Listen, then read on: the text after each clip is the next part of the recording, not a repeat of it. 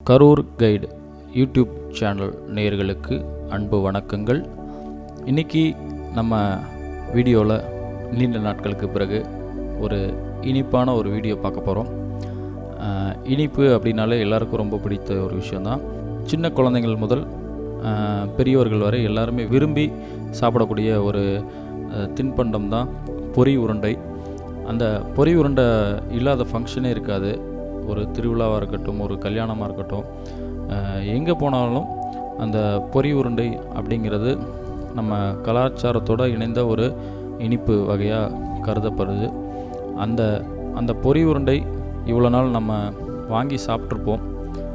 நீங்கள் வீட்டில் செஞ்சு சாப்பிட்ருக்க மாட்டீங்க. நம்மளோட கரூர் கைடு யூடியூப் சேனல் அந்த பொரி உருண்டை எப்படி செய்கிறாங்க அப்படிங்கிறத காட்சிப்படுத்தினது தான் இன்றைக்கி நம்ம பார்க்க போகிறோம். இப்போ நம்ம இந்த செயல்முறை விளக்கத்துக்கு போயிடலாம். தேவையான பொருட்கள்: ஒரு அடுப்பு, ஒரு கடாய் போன்ற ஒரு பாத்திரம், அடுத்ததாக கலந்து வைப்பதற்கான ஒரு பாத்திரம், மேலும் பொரி, பச்சை வெல்லம், இது மட்டும்தான் தேவையான பொருட்கள்.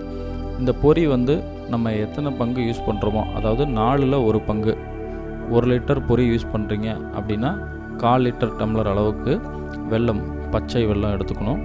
இந்த பச்சை வெல்லத்தை ஒரு கடாயிலையோ அல்லது ஒரு திடமான பாத்திரத்தில் நீங்கள் அடுப்பில் அந்த வெல்லத்தை 1/4 பங்கு வெல்லத்தை விளையிட்டுட்டு, அதற்கு அந்த 1 டம்ளர் அளவு வெல்லம் போடுறீங்க அப்படின்னா அதில் 1/4 பங்கு தண்ணீர் கலந்து நீங்கள் வெல்லத்தை நல்லா உருக்கணும். அந்த வெல்லம் நல்லா சூடாகி காஞ்சு கம்பி பதம் அப்படின்னு சொல்லுவாங்க. ஒருத்தவங்க நேர்பதம்னு சொல்லுவாங்க. கையில் தொட்டு பார்த்தோம்னா அப்படி முள் மாதிரி வரும்.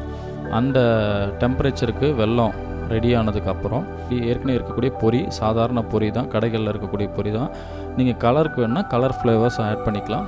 இது பொரி வறுக்கும் போதே மஞ்சள் கலர் போட்டு வறுத்துருக்காங்க. நீங்கள் கடையில் வாங்கக்கூடிய பொரிக்கு நீங்கள் என்ன கலர் ஃப்ளேவர்ஸ் வேணாலும் நீங்கள் மிக்ஸ் பண்ணிக்கலாம். அந்த வெள்ளைப்பாகில் மிக்ஸ் பண்ணிவிட்டு அதில் நம்மளுடைய பொரியை கொட்டிடும். அதாவது 1/4 பங்கு வெல்லம் காய்ச்சி வச்சுருக்கோம்.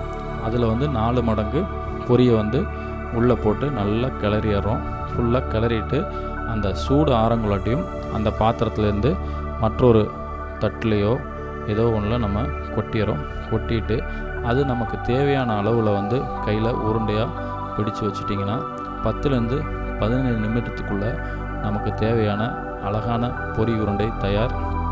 இது பொரி உருண்டையாக தான் செய்யணும்னு இல்லை. நீங்கள் ஒரு தட்டில் ட்ரேயில் கூட நீங்கள் அந்த நம்ம மைசூர் பாக்கெலாம் பண்ணுற மாதிரி நீங்கள் ஃபில் பண்ணி கூட காய வச்சிட்டிங்க அப்படின்னா ஒரு டிசைன், வேறு ஒரு டிசைனில் நமக்கு கிடைக்கும். இது ஒரு சூப்பரான ஸ்வீட் ரெசிபி. ரொம்ப நம்மளுடைய பாரம்பரியமானது. வேதிப்பொருட்கள் எதுவும் கலப்படம் இல்லாத நல்ல ஒரு ஆரோக்கியமான ஒரு இனிப்பு வகை. கண்டிப்பாக இதை வீட்டில் எல்லோரும் செஞ்சு பாருங்கள். மேலும் நம்ம கரூர் கைட் சேனலை இது வரைக்கும் சப்ஸ்கிரைப் செய்யாத நேயர்கள் மறக்காமல் சப்ஸ்கிரைப் பண்ணுங்கள். இது போன்ற வீடியோக்கள் உங்கள் நண்பர்களுக்கும் தெரிவிக்கணும் அப்படின்னா நம்மளோட பேஜை அவங்களுக்கு ஷேர் பண்ணுங்கள், லைக் பண்ணுங்கள், கமெண்ட் பண்ணுங்கள். நன்றி, வணக்கம்.